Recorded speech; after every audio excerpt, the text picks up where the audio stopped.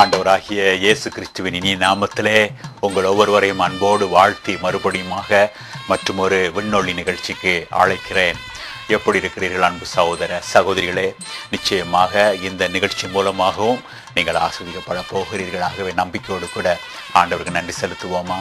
ஆம், எங்கள் பரலோக தகப்பனே, ஐயா, இன்றும் உங்களுடைய பிரசன்னம் எங்கள் மத்தியிலே மிகவும் வல்லமையாக இருக்க போகிற தயவுக்காக நன்றி கூறுகிறோம். ஐயா தகப்பனே, இதோ நாங்கள் எல்லாரும் காத்திருக்கின்றோம், உங்களுடைய வார்த்தைக்காக காத்திருக்கின்றோம். ஆகவே நாங்கள் விசுவாசிக்கிறோம் தகப்பனே, நாங்கள் ஆயத்தமாகி வந்து காத்திருக்கின்றபடினாலே உங்களுடைய வார்த்தைகள் எங்களுக்கு தெளிவாய் வரும் என்று பரம தகப்பனே, குறிப்பாக அப்பா இதோ இந்த நிகழ்ச்சியிலே கலந்து கொண்டிருக்கின்ற அப்பா ஒவ்வொரு அடியார்களுக்கும் இந்த நேரத்திலே எப்படிப்பட்ட வார்த்தைகள் தேவை என்பதை நீங்கள் அறிந்திருக்கிறீர்கள்.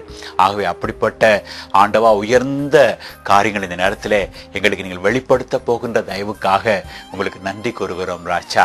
ஆம் பரம தகப்பனே, நாங்கள் ஒவ்வொருவரும் உங்களுக்கு பிரியமாய் வாழ்ந்திருப்பதை நீங்கள் விரும்புகிறீர்கள் தகப்பனே. ஆகினாலே நிச்சயமா இந்த நேரத்தில் எங்களுக்கு நல்ல காரியங்களை சொல்லி எங்களை பலப்படுத்தி எங்களுக்கு ஜீவன் தந்து எங்களை வழி நடத்த போகிற தயவுக்காக உங்களுக்கு நன்றி கூறி இந்த காரியங்கள் எல்லாவற்றையும் உங்களுடைய காரியங்களிலே நம்பிக்கையோடு கூட ஒப்புக் கொடுத்து விட்டோம். பொறுப்படுத்ததற்காக நன்றி. ஆண்டவராகிய இயேசுவின் நாமத்திலேயே எல்லாவற்றையும் ஏறெடுக்கிறோம் எங்கள் நல்ல பரம தகப்பனே. ஆமேன், ஆமேன். ஆம் அன்பு சகோதர சகோதரிகளே, இன்றும் ஒரு பாடலோடு நிகழ்ச்சியை நாம் தொடருவோம்.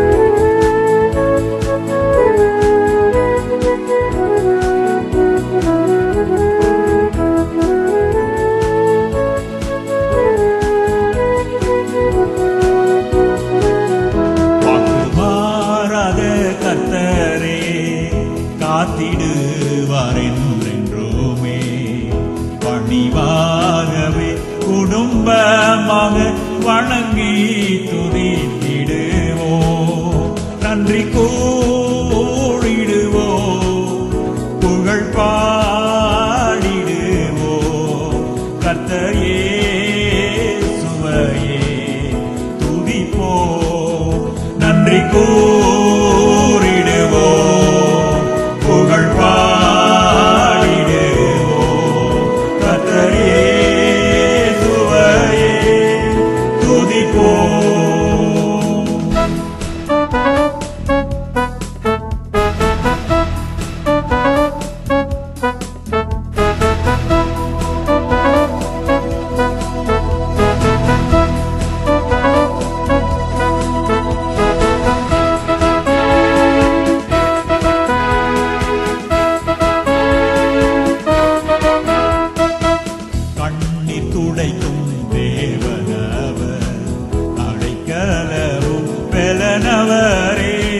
கண்ணீர் துடைக்கும் தெய்வமாவர், அடைக்கலமும் பெலனவரே.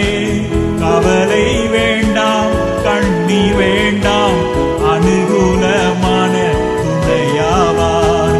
கவலை வேண்டாம், கண்ணீர் வேண்டாம், அனுகூலமான துணையாவார். மாறாத கர்த்தரே காத்திடுவார் என்றென்றுமே, பணிவாகவே குடும்பமாக வணங்கி துதித்திடுவோம்.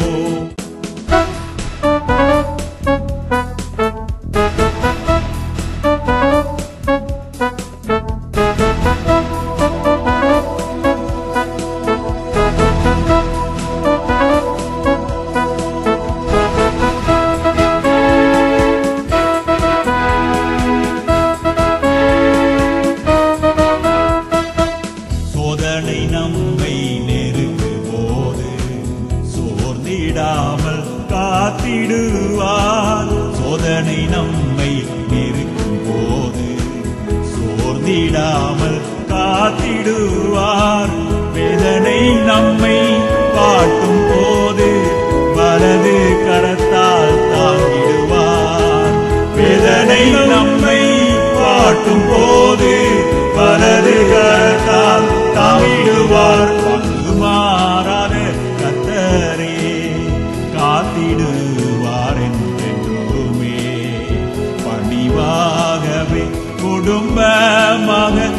வணங்கி துதித்திடுவோம், நன்றி கூறிடுவோம், புகழ் பாடிடுவோம். கர்த்தர் இயேசுவையே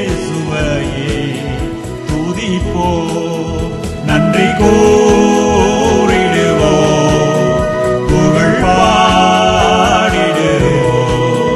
கர்த்தர் இயேசுவையே துதிப்போம்.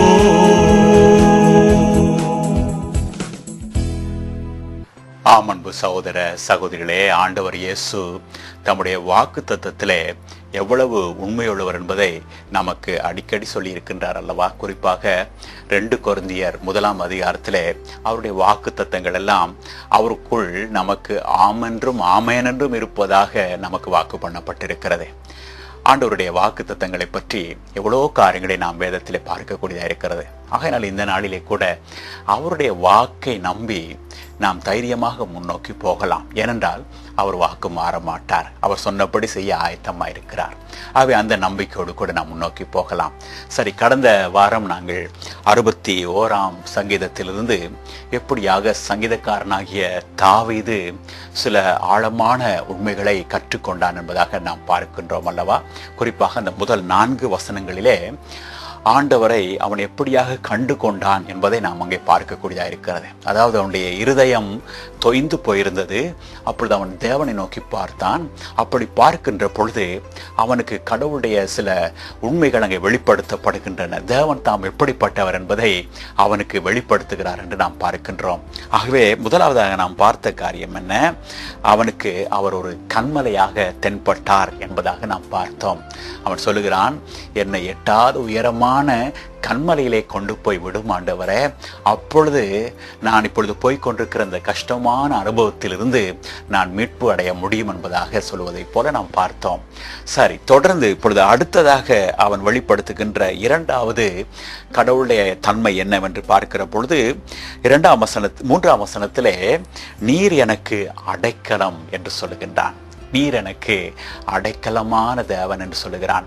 அன்பு சகோதர சகோதரிகளே, தேவன் நமக்கு அடிக்கடி வாக்குத்தத்தம் பண்ணிய ஒரு காரியம், நான் உங்களுக்கு அடைக்கலமானவர் என்பது தானே. லூக்கா 13ஆம் அதிகாரம் 34ஆம் வசனத்திலே ஆண்டவர் இயேசு எருசலேமை நோக்கி பார்த்து ஒரு காரியம் சொன்னார். உங்களுக்கு ஞாபகம் இருக்கிறதா? நான் உன்னை எத்தனை தரமோ கோழி தன்னுடைய குஞ்சுகளை எப்படியாக தன்னுடைய செட்டைகளிலே கூட்டி சேர்த்து கொள்கின்றதோ அதே வண்ணமாக நான் கூட்டி சேர்க்க நான் மனதாயிருந்தேன். ஆனால் உனக்கோ மனதில்லாமல் போயிற்று என்று சொல்லி வேதனையோடு கண்ணீரோடு அவர் கூறிய காரியத்தை நாம் பார்க்கின்றோம் அல்லவா? ஆகவே அதில் நமக்கு என்ன வெளிப்படுத்தப்படுகின்றது? ஆண்டவருடைய சிறகுகளுக்குள்ளே அவர் நமக்கு அடைக்கலம் தர அவர் காத்து கொண்டிருக்கின்றார். ஒருவேளை தாவீது அந்த உண்மையை அப்பொழுது உணர்ந்தானோ நமக்கு தெரியவில்லை. ஆனால் இன்றைக்கு புதிய ஏற்பாட்டு காலத்திலே வாழ்ந்து கொண்டிருக்கின்ற நமக்கு தெரியும், ஆம், அப்படிப்பட்டவராகத்தான் நம்முடைய ஆண்டவராகிய இயேசு காணப்படுகின்றார் என்பதாக. ஆகையினாலே அன்பு சகோதர சகோதரிகளே, இந்த ஆண்டவராகிய இயேசு எப்படிப்பட்ட அடைக்கலமானவர் என்பதை பற்றி நாம் வேதத்திலே எத்தனையோ இடங்களிலே எத்தனையோ விதங்களிலே நாம் பார்க்க முடியும். ஆனால் நான் யோசுவாவிலிருந்து ஒரு காரியத்தை உங்களோடு கூட பகிர்ந்து கொள்ள விரும்பினேன். அதாவது யோசுவா 20ஆம் அதிகாரத்திலே மோசேக்கு ஆண்டவர் கொடுத்த சில திட்டத்தின்படி அடைக்கல பட்டணங்கள் என்று சொல்லி 6 வகையான பட்டணங்களை நிறுவும்படியாக அவனுக்கு சொல்லப்பட்டது. அதை யோசுவாவுடைய காலத்தில் அவர் நிறுவினார்கள் என்று நாம் பார்க்கின்றோம். ஆகவே அந்த அடைக்கல பட்டணங்கள் ஒவ்வொன்றுக்கும் ஒவ்வொரு பெயர்கள் அங்கே கொடுக்கப்பட்டிருப்பதை நாம் பார்க்கக்கூடியதாக இருக்கிறது.